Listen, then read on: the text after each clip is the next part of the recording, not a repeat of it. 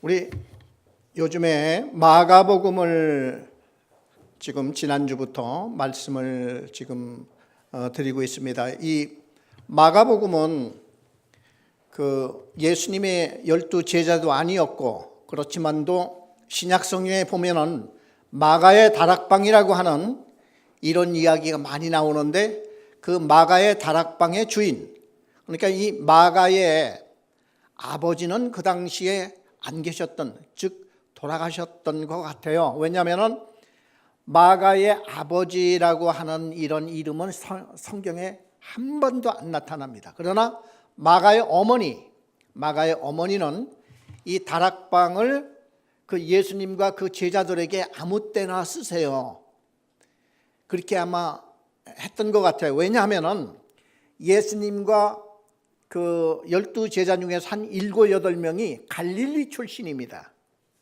우리 한국말로 말하면 저 호남 쪽이나 또 경상도 쪽이나 그쪽에 살면서 그쪽에서 갈릴리 그 고기 잡고 했던 어부들이 예수님의 제자였고, 예수님도 나사렛이라고 하는 그 동네가 갈릴리 이렇게 있었던, 멀리 떨어져 있었던 이런 곳이었는데, 그러나 유대인들은 1년에 최소한도 3번씩은 예루살렘으로 올라왔어야 됩니다. 왜냐하면 예루살렘에 솔로몬 성전이 있었는데 예수님 당시에는 솔로몬 성전이 다 부서졌어요. 없고, 이제 벌써 예수님 이 세상에 오시기 훨씬 이전 한 500년, 400년 그때에 솔로몬 성전은 다 부서지고 새로 스룹바벨 성전이라고 하는 것을 다시 졌습니다. 그래, 옛날 솔로몬 성전에 비하면은 아주 허접하게 그지없는 이런 성전이었지만도 그들은 그 성전을 지을 때에 막 펑펑 울면서 감격스럽게 정말 70년 동안 성전이 없는 이방 땅에 살다가 고향으로 들어와서 그 성전을 새로 짓고 그렇게 감격했던 제2성전이 되었습니다. 그러다가 예수님 당시에는 그 성전마저도 부서졌는데, 역사적으로 볼 때에 이 제2성전이 언제 부서졌는지, 왜 부서졌는지 하는 기록이 전혀 안 남았습니다. 그런데 헤롯 왕이 성전을 46년 동안 지었다 하는 말이 신약성경에 나와요. 그래서 이것이 제3의 성전이었구나. 여하튼 간에 하나님의 성전은 예루살렘 그 장소, 그 터 밖에는 더 이상 다른 데다 짓지 못해요. 그래, 그 당시에 성전이 있었어요. 그래, 예수님과 그 제자들이 성전 앞에 모여서 1년에 최소한도 3번씩은 올라와서 절기를 지키고 제사를 지내고 했었기 때문에 이분들이 거기를 오면 보통 제사가 한 일주일씩 가거든요. 어디서 자요? 그래서 마가의 다락방에 가서 잠도 자고 기도도 하고, 그런데 또 먹어야 되잖아요. 그러니까 한 가정이 얼마나 또 부담이 되겠어요. 예수님이 혼자도 아니고 그냥 막 12명 제자들 다들 어른 장정들 아닙니까? 그러니까 예수님까지 13명이죠. 그러니까 이분들이 마가의 다락방에 맨날 가서 잠자고 거기에 있는 게 아니라 그 감람산이라고 하는, 또 겟셋만의 동산이라고 하는 그 모든 동산과 산들이 그 앞산이에요. 예루살렘 앞에 있는, 예루살렘에는 그 산밖에 없어요.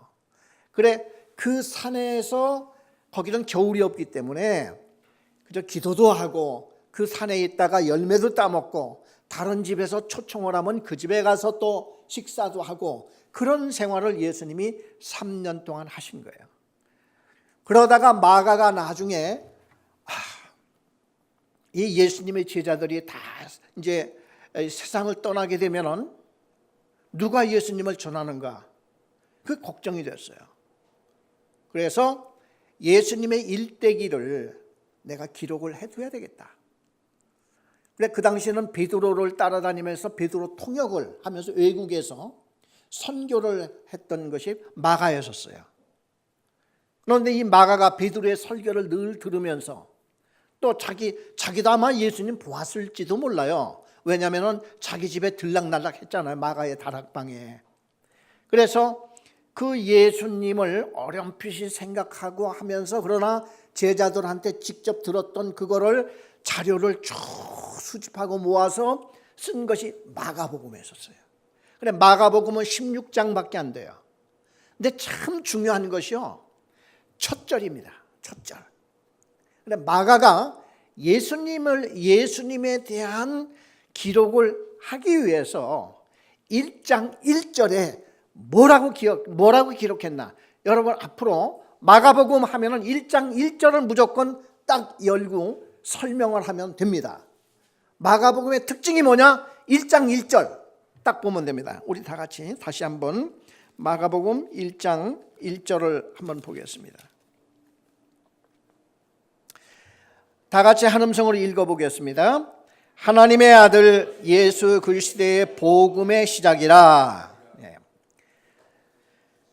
하나님의 아들 예수 그리스도의 복음의 시작이라. 이렇게 되면요, 이제 이게 좀 딱딱하고 뭐 그냥 이게 무슨 뜻일까 별로 이게 잘 설명을 하지 않는 이상이 잘 모를 거예요. 그런데 성경에 복음이라고 하는 말이 엄청 많이 나오죠. 그런데 그 복음이 있기 전에 마가가 가장 먼저 이 단어를 생각해낸 거예요. 마가가 만드는 단어가 복음입니다. 얼마나 위대합니까? 그렇죠? 왜냐하면요, 가장 먼저 썼으니까, 복음이라는 말을. 그 전에는 구약시대에 복음 별로 없어요. 좋은 소식 뭐 그런 거 있겠지만도. 그래서 마가가 하나님의 아들, 또 하나님의 아들이라는 말도요, 마가가 만들어낸 거예요. 예수님을 뭐라고, 누구로 표현을 할까 고민을 하다가 하나님의 아들. 왜냐하면요, 그 당시에 메시아 그러면은 유태인들은 알아듣는데 이방 사람, 특별히 그 당시에는 로마 시절이었는데 로마 사람들은 메시아면 못 알아들어요. 메시아가 무슨 뜻이냐면은 기름 부음 받았다 하는 뜻이거든요. 유태인들, 이스라엘 사람들은 하나님 앞에 기름 부음 받는다고 하는 건 익숙해요. 왜? 하나님이 거룩한 일꾼으로 세울 때에 머리에 기름을 딱 부어서, 그러니까 이스라엘 왕을 세울 때도 하나님이 먼저 세우는 거예요. 그래서 하나님이 구별된 거룩한 사람이다. 또 제사장들이 취임식할 때 머리에 기름을 쫙 부어요. 또 선지자들, 하나님의 선지자의 부름 받은 사람들에게 기름을 붓니다.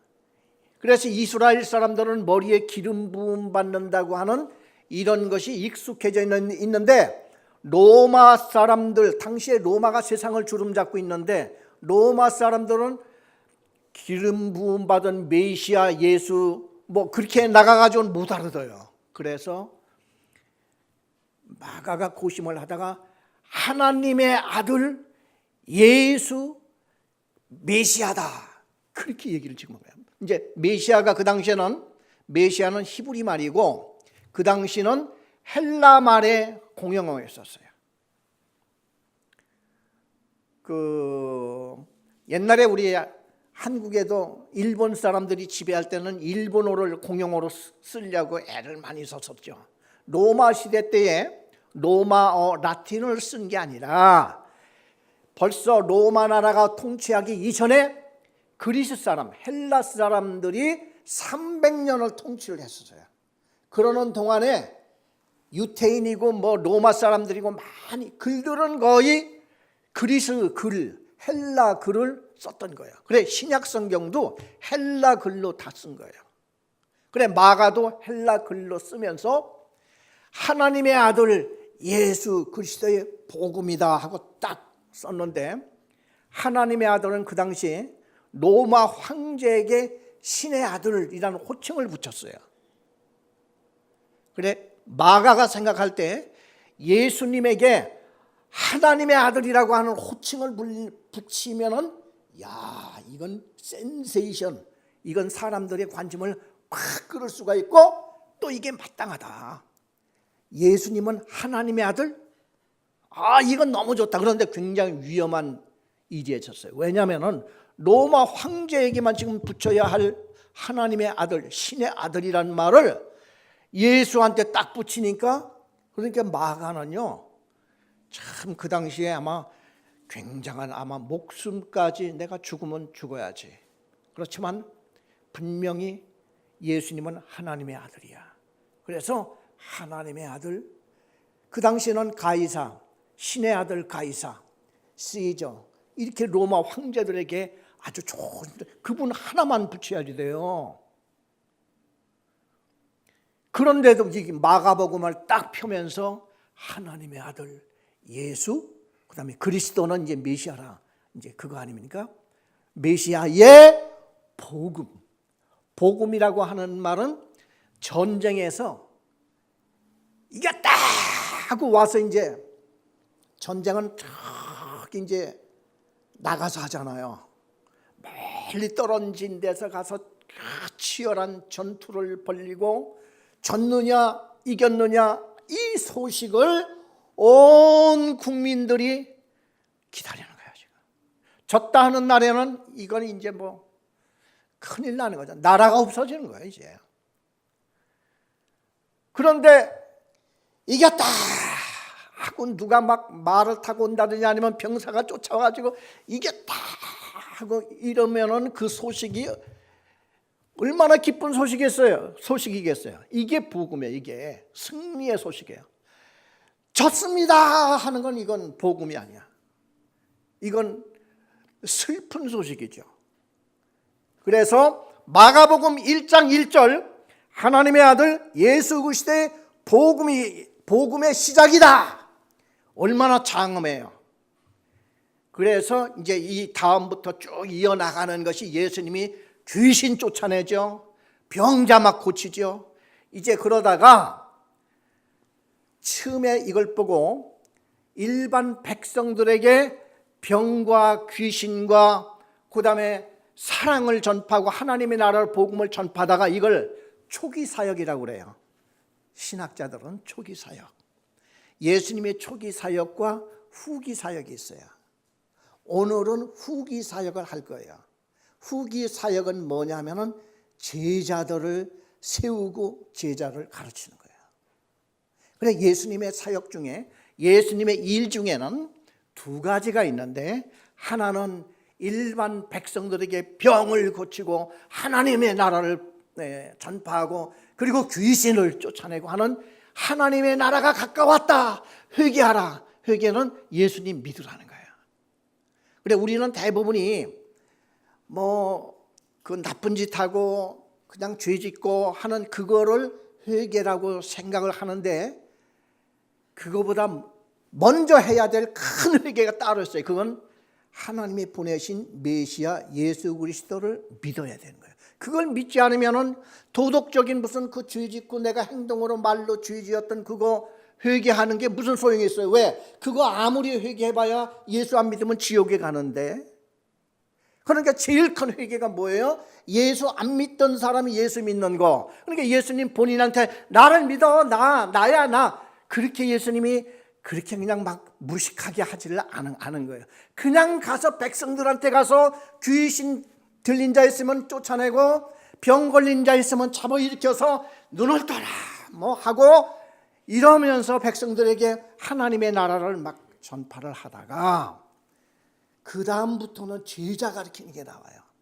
그래 오늘도 우리는 일반 설교를 이렇게 하고 우리 주일날 또 수요일 저녁에 하나님의 말씀을 전파하지만은 그러나 따로 모여서 일꾼을 세우는 이 일꾼 세우는 이런 일이 교회에서 병행돼야지 돼요. 병행해야지 돼요. 그래서 오늘 이 마가복음을 우리가 이렇게 읽으면서 예수님이 일하신 그 사역을 배우는 거예요. 오늘 우리가 읽어야 할 것은 마가복음 3장 16절을 가보겠습니다.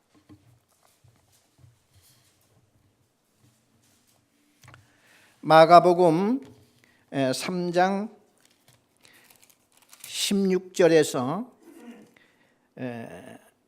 19절까지 우리 다 같이 한 음성으로 읽겠습니다.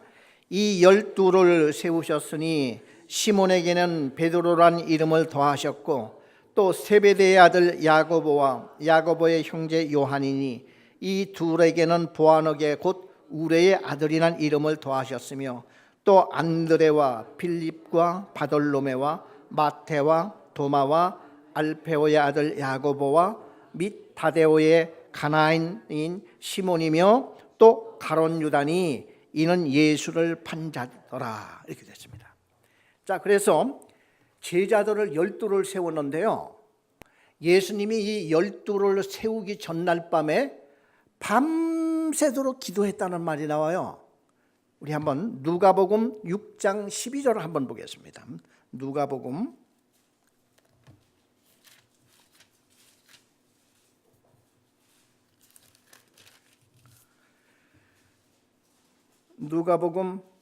6장 12절에서 13절 두 절을 함께 읽어보겠습니다. 이때에 예수께서 기도하시러 산으로 가사 밤이 새도록 하나님께 기도하시고 밝음에 그 제자들을 부르사 그 중에서 12를 택하여 사도라 칭하셨으니 이렇게 됐습니다. 그러니까 예수님은 이 12 제자를 부르기 전날 밤에 이 일이 얼마나 중요했는지 밤새도록 잠을 주무시지 않냐고 산에서 혼자 기도하셨다는 거예요. 그러니까 우리 교회에서 일꾼 세우는 것이 중요합니까? 중요하지 않습니까? 그런데 그 일꾼을 세울 때에 준비해야 될 것이 뭐겠어요? 우리는 간절히 하나님 앞에, 왜? 이 일꾼이라고 하는 것은 기둥이거든요.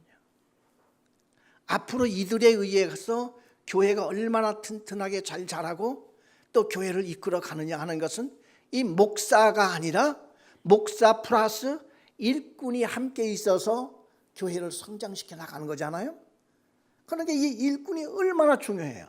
그래 예수님은 12를 세우는데 그 전날 밤 아예 잠자지 아니하고 본인이, 예수님도 이제 생각을 했을 거예요. 누구를 불려나? 하나님, 이 사람에게 하면 좋습니까? 어떻습니까? 하나님, 이건 제 생각인데 어떻습니까?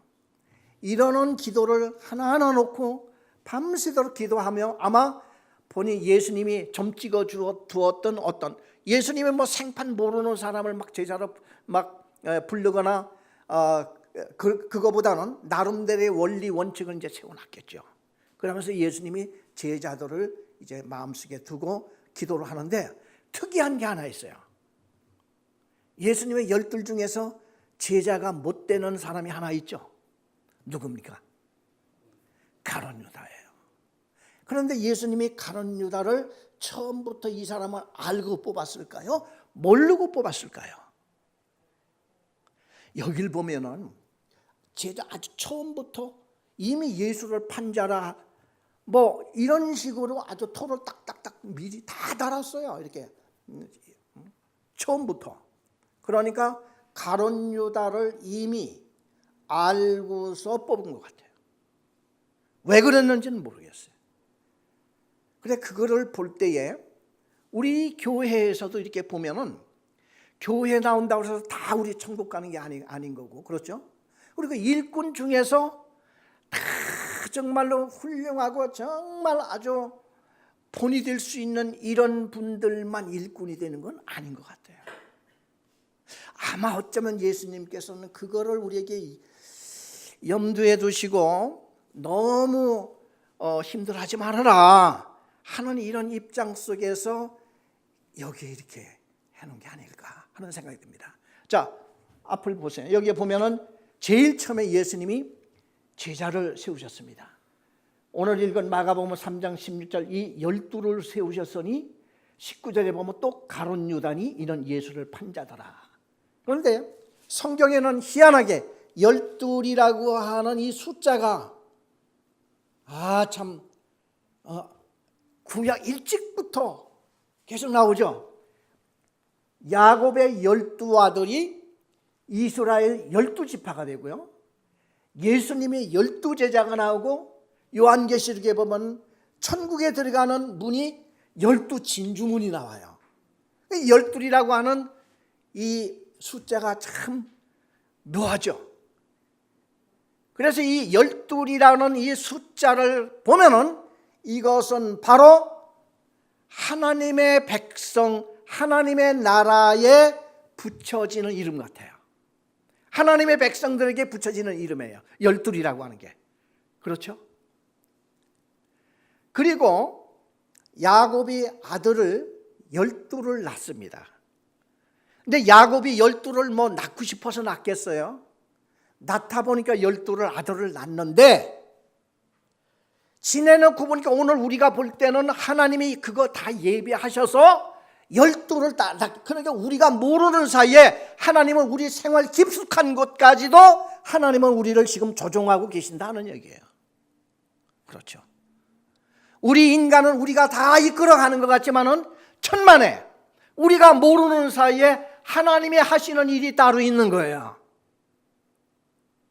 그걸 우리가 보는 거죠. 그래, 야곱이 아들을 열둘을 낳았어. 우연히 낳죠. 그런데 나중에 그게 이스라엘이 12지파가 될 줄 어떻게 알았어요? 12를 낳지 못하고 10명만 낳더라면 어떻게 될 뻔했어요. 그런데 하나님은 우리 인간이 전혀 알지 못하는 사이에 12를 딱 미리 낳게 만드시고, 그리고 그들을 통해서 이스라엘의 12지파가 딱 되게 만들었어요. 그리고 예수님이 12제자를 불렀죠. 그래, 하나님의 일꾼들, 하나님 나라, 이 백성들을 다 조직하고 이렇게 구분하는 데 있어서 이 12이라는 숫자를 하나님의 나라의 숫자로 이렇게 하나님이 쓰신 것 같아요. 그래서 예수님은 지금 일꾼을 세웁니다. 우리 에베소 4장 11절을 한번 보겠습니다. 고린도주 전후 갈라디아서, 그 다음에 에베소 4장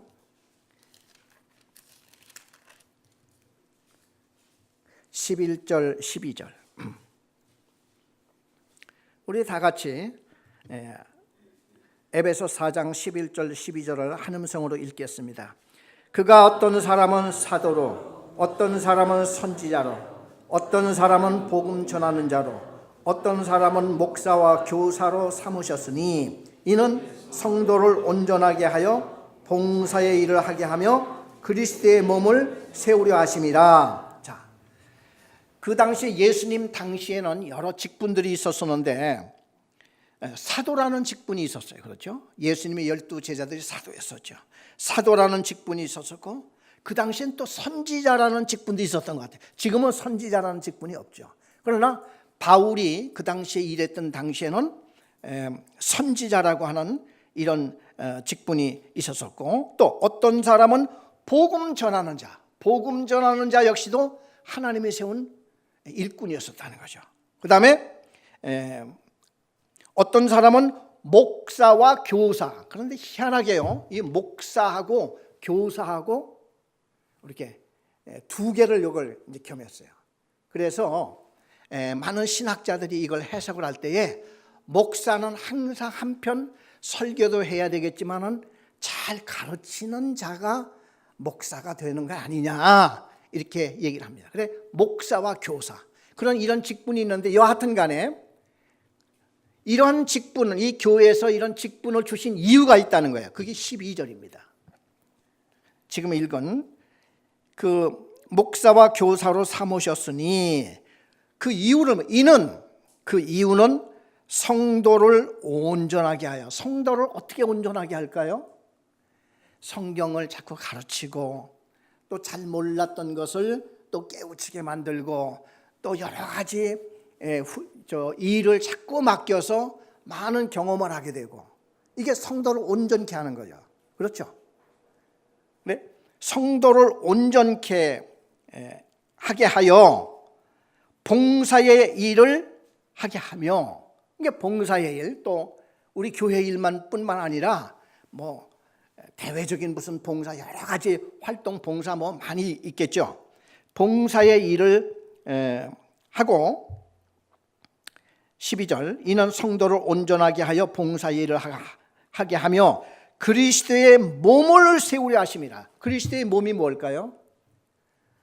교회의 머리는 누구라고 그죠? 예수님.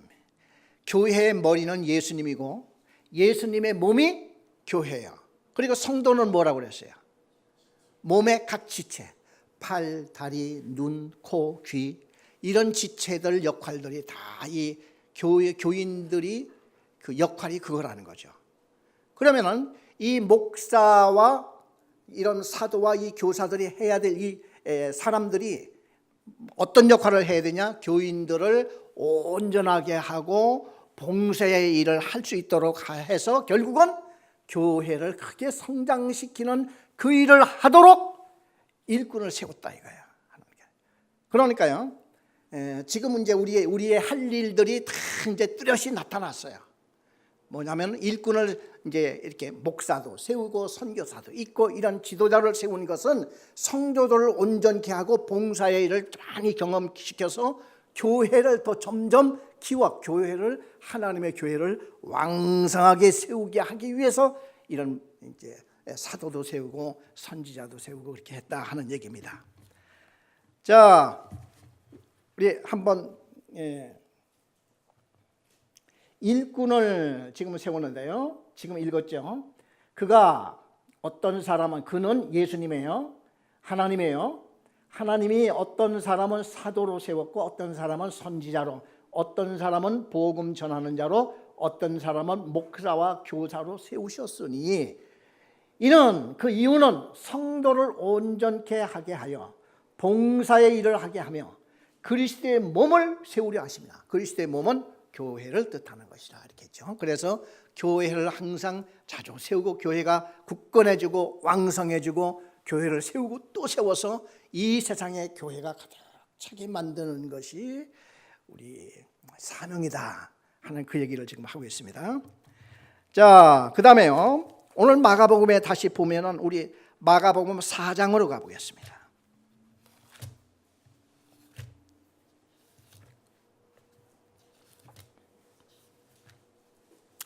마가복음 4장 10절.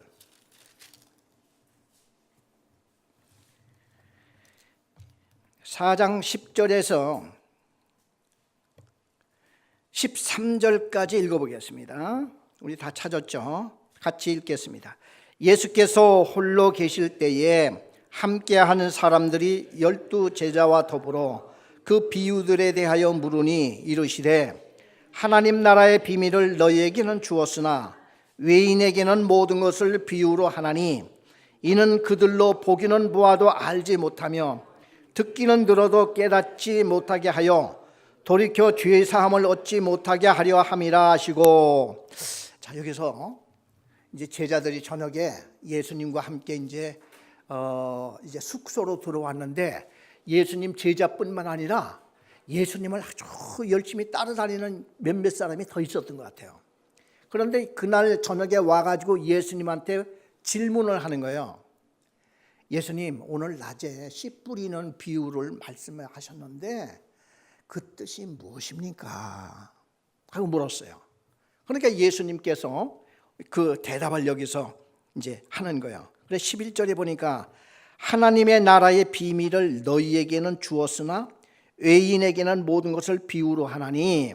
그러니까 이게 무슨 뜻이냐면은 제자들은 예수님의 비유를 들으면서 그 말이 궁금했어요. 그리고 저녁에 와서 그러니까 아이 피곤해 어디 빨리 이제 물 좀 떠다가 우리 씻고 자자 뭐 그런 게 아니에요. 지금 제자들은 낮에 해 주었던 그 예수님의 비유의 말씀이 무슨 뜻일까 이것들을 하나같이 다 가지고 있었다는 거예요. 이거를 여기서 초점을 맞춰서 이 얘기를 하는 거예요. 그런데 오늘 그 씨 뿌리는 비유를 낮에 많은 사람이 들었는데 그거를 듣고도 깨닫지를 못하고 궁금증도 갖지도 않고 다 헤어졌다는 거예요.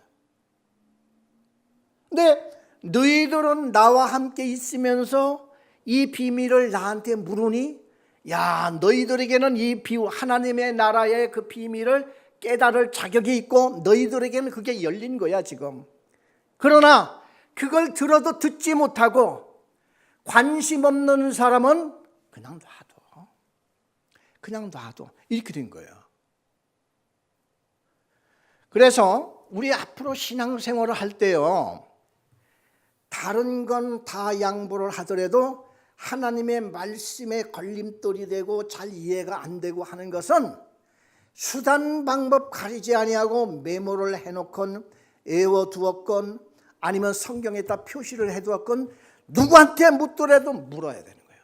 왜냐하면 이 하나님의 말씀은 하나님 나라의 비밀이기 때문에 이걸 모르면요 10년 20년씩 가고 신앙이 자라지를 않아요.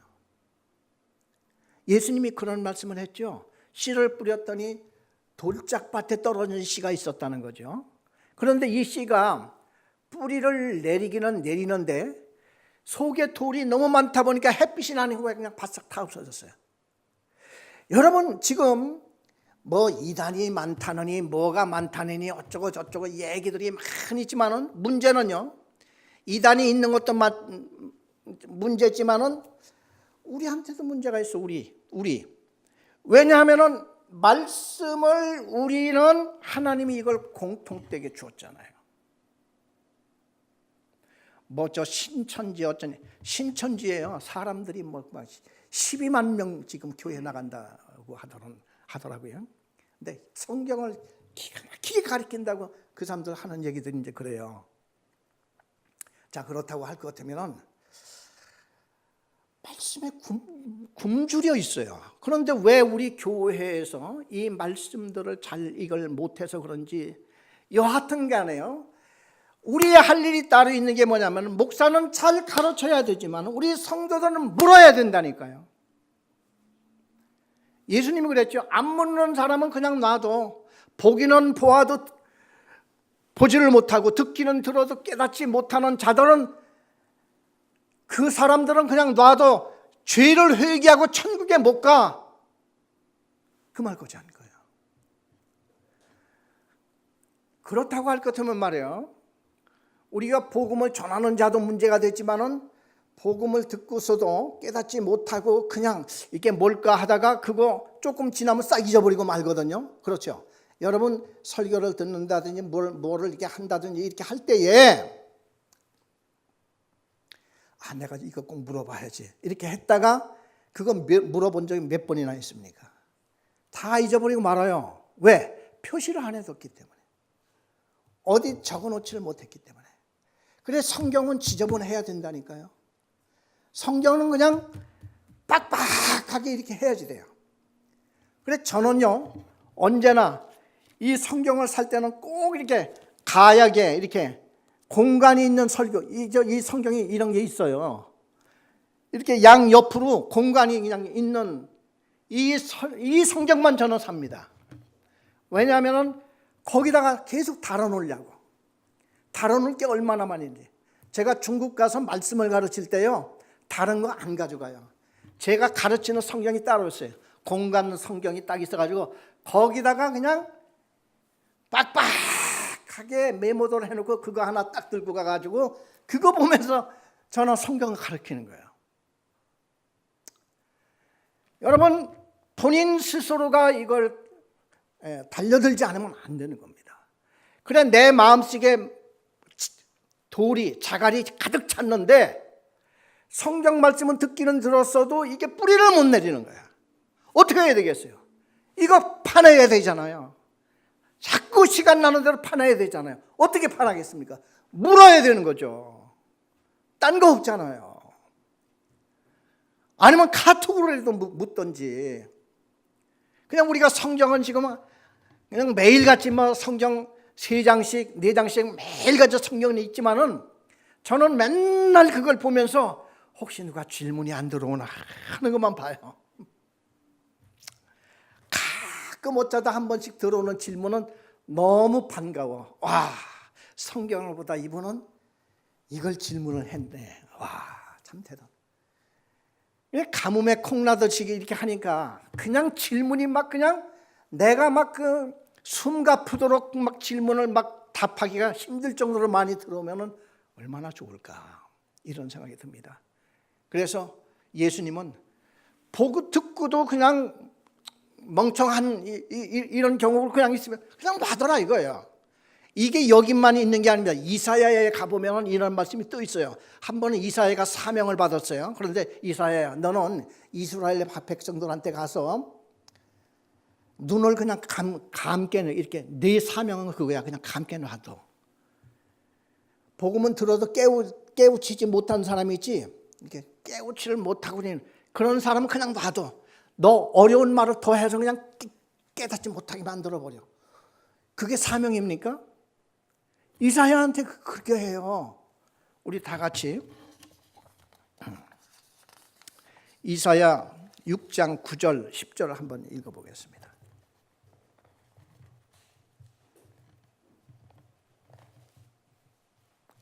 이사야 6장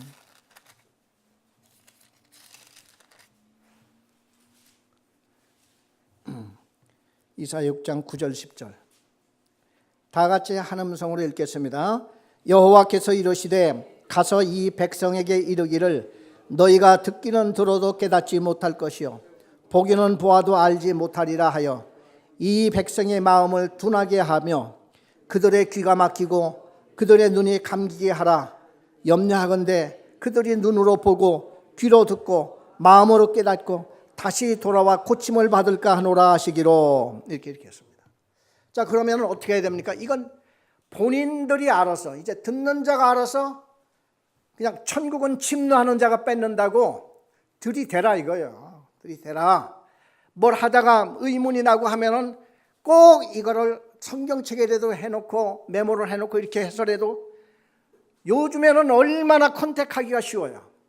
카톡방에 들어가가지고 딱 하나 해놓으면은 그냥 벌떼같이 막 그냥 그 밑에 막 사람들이 같이 저거 할지도 몰라요. 이런 분위기가 돼야 되는데, 이게 잘 안 되네요. 자, 우리 한번 앞에 한번 이걸 보겠습니다. 하나님 나라 비유해서 예수께서 홀로 계실 때에 함께하는 사람들이 12 제자와 더불어 그 비유들에 대하여 물으니, 예수님도 이제 신난 거예요. 저녁에 숙소에 와서 제자들이 물으니까 11절 이르시되 하나님 나라의 비밀을 너희에게는 주었으나 외인에게는 모든 것을 비유로 하나니 이는 그들로 보기는 보아도 알지 못하며 듣기는 들어도 깨닫지 못하게 하여 돌이켜 죄사함을 얻지 못하게 하려 함이라. 이거 예수님 답지 못한 말씀 같기는 합니다만도 관심 없는 사람 아무리 얘기를 해도 안 되니까 비유로 그냥 얘기를 했다가 묻는 사람한테만 알려주겠다. 이제 그 내용 아니겠습니까? 그래서 우리가 이 말씀을 우리가 잘 들으면서 나가야 될 것 같아요. 우리 4장 35절 마가복음으로 다시 갑니다.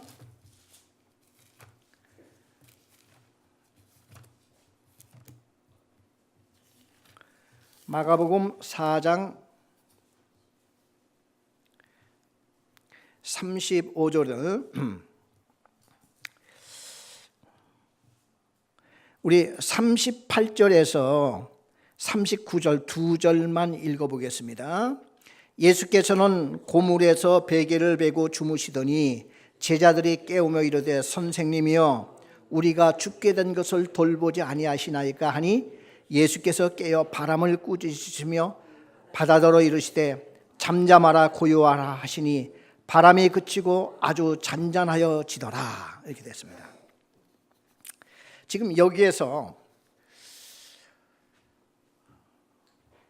그 예수님이 같이 이제 배를 탔는데 거기서 주무셔요, 이렇게. 그런데 그 옛날 배들은 오늘날 같이 무슨 아주 그냥 튼튼한 배가 아니고 나무로 만들었을 거 아니겠어요? 그리고 비바람이 막 쳐서 배가 뒤집힐 정도면 물 다 들어왔을 거예요. 근데 예수님이 거기서 어떻게 주무시냐 이거죠. 그래, 신학자들은 이걸 보면서 예수님이 일부러 자는 척 했을 것이다. 그렇게 이제 해석해 놓은 신학자들이 많이 있어요. 왜 그런 거 하니 제자들에게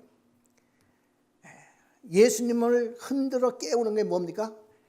기도라 이거예요. 기도. 내 생활 속에서 지금 위기가 닥쳤어요. 막 풍랑이 일어나서 우리 집에 큰 위기가 있고 개인적으로 위기가 있었을 때에 예수님은 그냥 주무셔. 거기서 아시나 모르시나 하나님이 날 좀 도와줬으면 좋겠는데, 예수님이 좀 도와줬으면 좋겠는데 아무 반응이 없고 쿨쿨 잠만 주무셔. 이때 제자들이 마침내 예수님을 흔들어 깨우죠. 이게 뭐냐? 기도를 안 한 거야. 기도. 그래서 하나님의 내 사정을 모르실까? 아이고 주님, 이렇게만 있지 말고 무릎을 꿇고 기도하라 이거야. 제발 살려주세요 주님, 죽게 생겼습니다. 그래, 우리가 가끔 기도를 하려면요, 아유 내가 이거 잘못된 기도 아닌가 봐, 잘못된 기도를 하면 어떨지, 그런 거 안 들어주신다고 하는데 상관없어요. 왜냐하면 어린 애기가 엄마한테 뭐를 달라고 하고 아빠한테 뭐를 달라고 할 때 옳은 것만 달라고 합니까? 자기는 그게 가장 옳은 거야. 주시는 분에 의해서 나중에 깨닫게 되지만은 우리가 그거를 미리 알고서 어떻게 좋은 기도만 할 수 있겠어요? 미련한 기도라도 하라 이거예요. 먼저 하라 이거예요. 예방 기도 같은 것도 있잖아요. 또 하나님, 내가 지금 하는 일 위해 주님 나와 함께 해주시옵소서 하는 기도도 있잖아요. 그래, 가정을 위해서는 기도, 개인을 위한 기도, 교회를 위한 기도, 나라를 위한 기도, 그것만 해도 4가지예요. 하나하나 4가지를 돌아가면서 하더라도, 또 지금 위기에 있는 친구를 위해서, 지금 병으로 고통 중에 있는 내 사촌을 위해서, 그것만 해도 6가지예요. 저는 늘 한 10가지 기도 제목을 늘 놓고 늘 돌아가면서 얘기를 할 때 틈만 나면은 기도를 해요. 왜?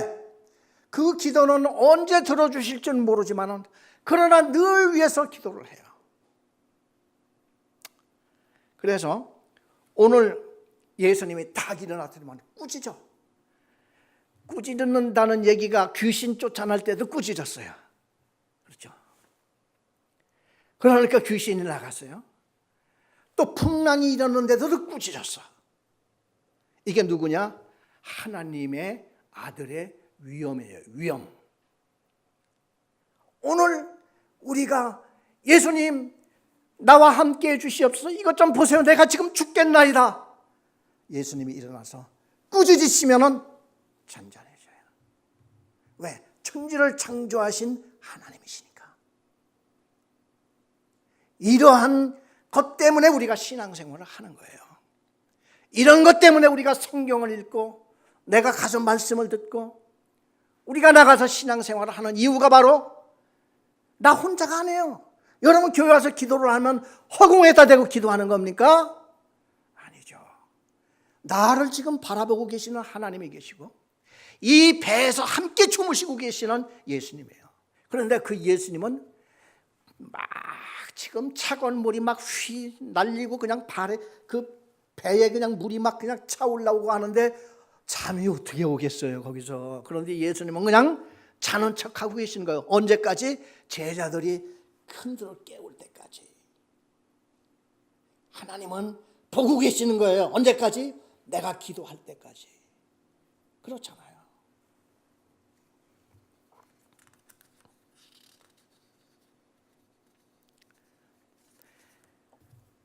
창세기에 보면 가인의 제사를 안 받지요, 하나님이. 우리 한번 창세기를 한번 가보도록 하겠습니다. 창세기 4장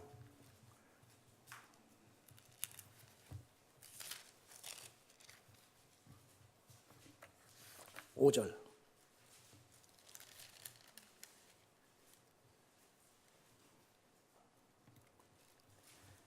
우리 5절에서 7절까지 3절을 우리 한번 다 같이 한 음성으로 읽어보겠습니다. 가인과 그의 재물은 받지 아니하신지라 가인이 몹시 분하여 안색이 변하니 여호와께서 가인에게 이르시되 내가 분하여 하면 어찌 됨이며 안색이 변하면 어찌 됨이냐. 내가 선을 행하지 않으면 어찌 낯을 들지 못하겠느냐. 선을 행하지 않으면 죄가 문에 엎드려져 있느니라. 죄가 너를 원하나 너는 죄를 다스릴지니라. 여기에 지금 주제가 재물보다는요 사실상은 가인의 죄예요. 가인의 악입니다. 자, 지금 5절에 보면은 가인과 그의 재물이라고 그랬어요.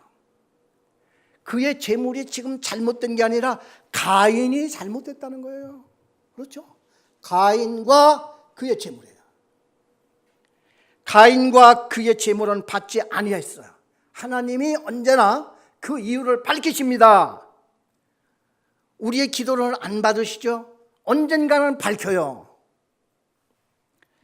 가인이 몹시 분하여 안색이 변하니 여호와께서 가인에게 이르시되 네가 분하여 하면 어찌미 되며 안색이 변하면 어찌 됨이냐. 네가 선을 행하면 어찌 낯을 들지 못하겠느냐. 선을 행하지 아니하면 죄가 문에 엎드려 있느니라. 자, 죄가 문에 엎드려 있다고 그랬어요. 이거는 이제 하나의 이제 의인화, 그 죄를 하나의 짐승으로 비유를 한 거야. 짐승이 내 문 앞에 지금 딱 엎드려 있어요. 왜 엎드려 있을까요? 나 업어가려고. 그렇죠? 지금 당나귀가 앞에 딱 와가지고 엎드려 있어. 왜? 내가 나가면 업어가려고.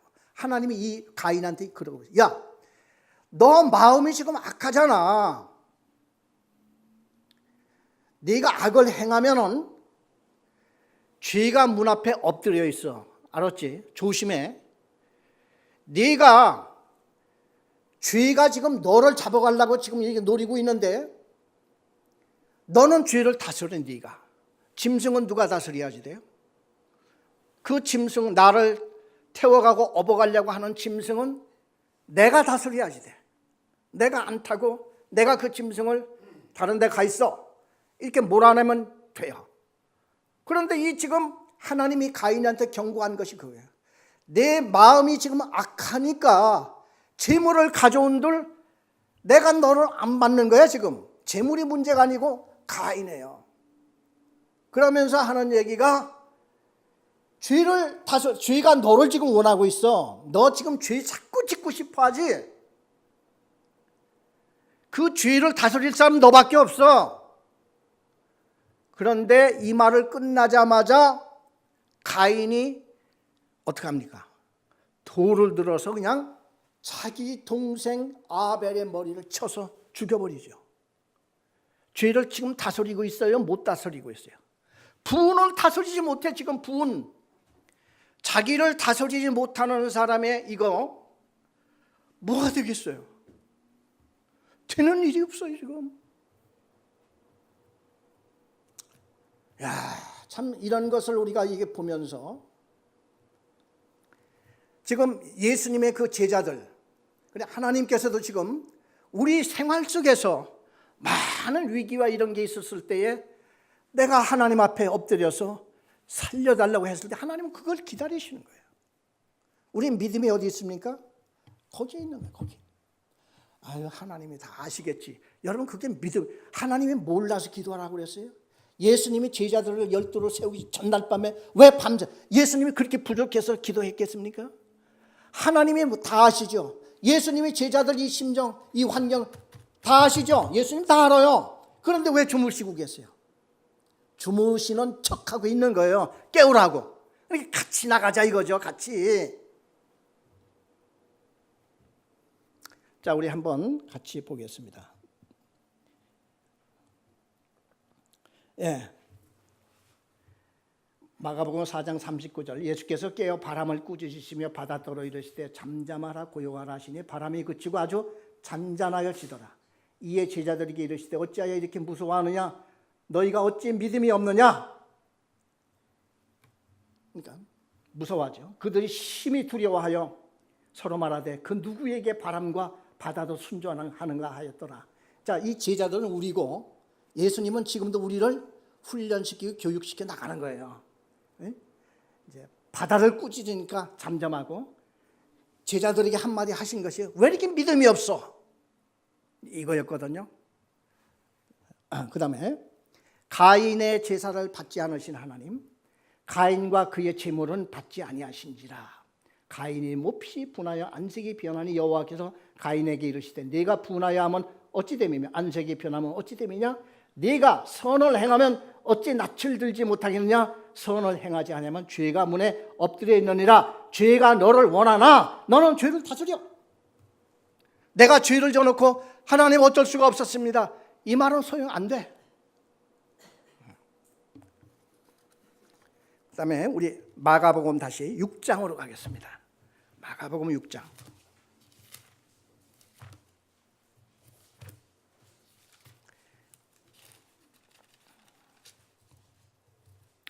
마가복음 6장 49절.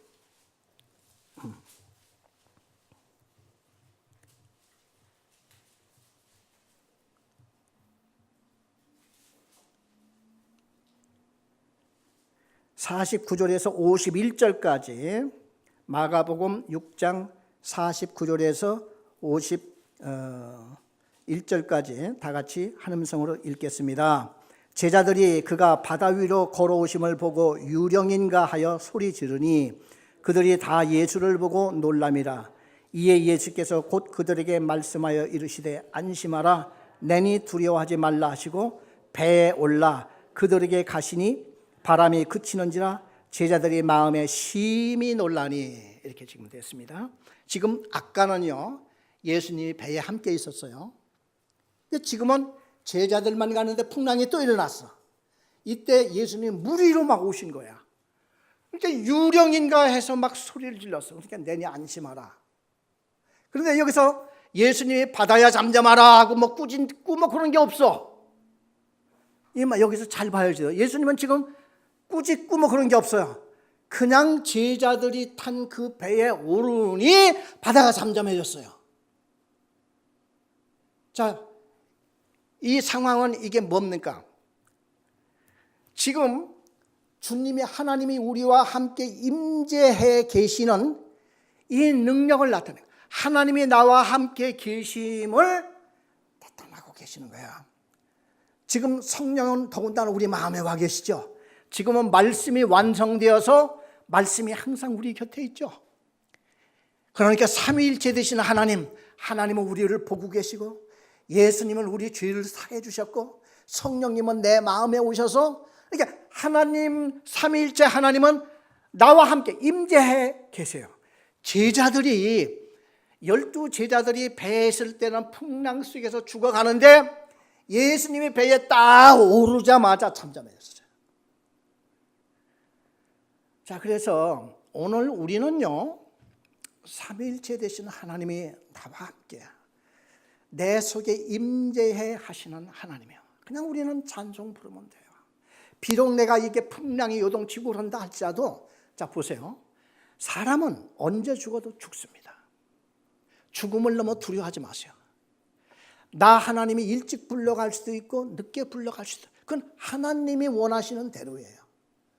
그것을 절대 여러분 원망하거나 서러워하거나 할 필요가 없어요.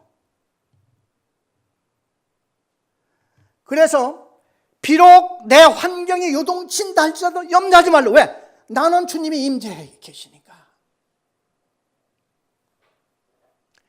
그리고 아직 때가 아니었으면 이 풍랑 다 물리쳐 주시고 나의 질병도 물리쳐 주시고 왜? 나의 사명이 끝날 때까지 그건 하나님만이 하시는 거예요.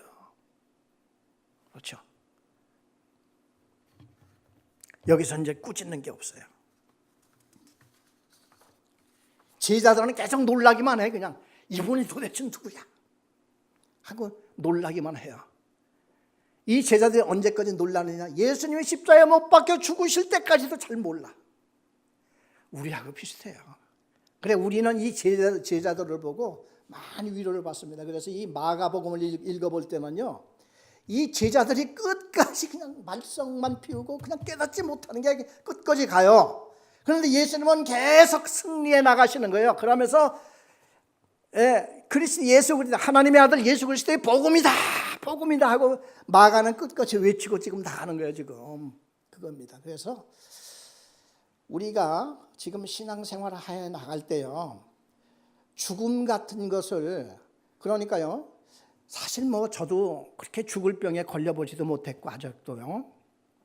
또 그렇다고 해가지고 그냥 뭐 어렸을 때는 뭐 몇 번 죽을 뻔한 무슨 그런 경우도 있었지만은 하여튼 뭐 그렇게 큰 위험에 이렇게 부닥쳐 보지는 않았지만은 그러나 제 마음에는 지금 무슨 생각을 많이 하고 있는 거 아니? 오라면 가야지. 언제 죽으면 언제 뭐 끝나면 안 끝나요? 저는요 제 나이 탓을 거의 해보지 않았어요. 아이고 내가 조금만 더 일찍 내가 이런 걸 좀 알았더라면 얼마나 좋았을까. 아유 지금도 충분해. 지금도 충분해.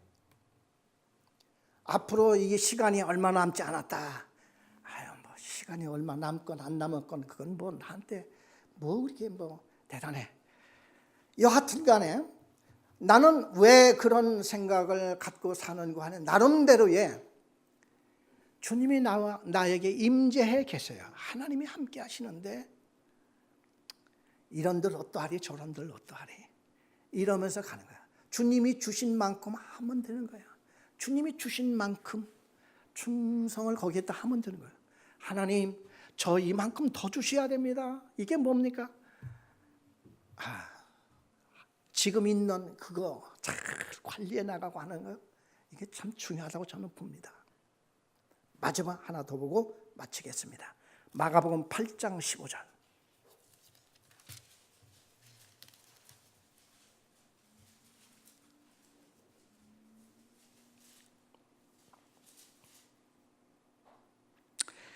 마가 8장 15절.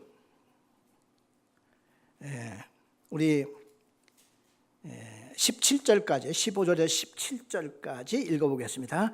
예수께서 경고하여 이르시되 삼가 바리새인들의 누룩과 헤롯의 누룩을 주의하라 하시니 제자들이 서로 수군거리기를 이는 우리에게 떡이 없음이라 하거늘 예수께서 아시고 이르시되 너희가 어찌 떡이 없음으로 수군거리냐 아직도 알지 못하느냐 깨닫지 못하느냐 너희 마음이 둔하냐. 예수님이 늘 한탄하시는 건 알지 못해, 깨닫지 못해, 마음이 둔해.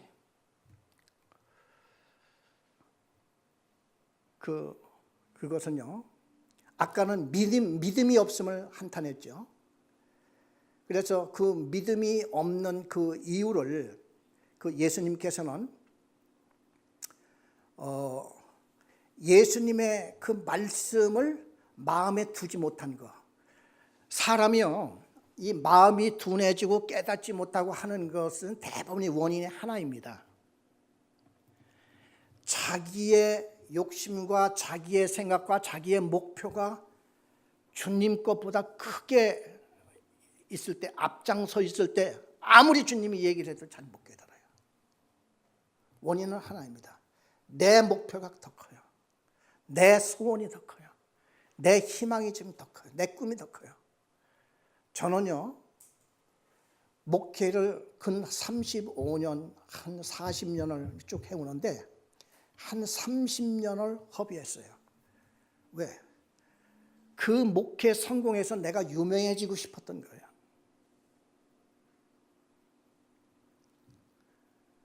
그러니까 안 돼요. 목회가 될 때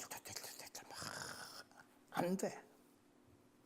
여러분 사람의 계획과 앞장 이거 아무리 이렇게 한들 주님께서 별 허락지 않으십니다. 주님께서 뜻이 안 맞은 거예요.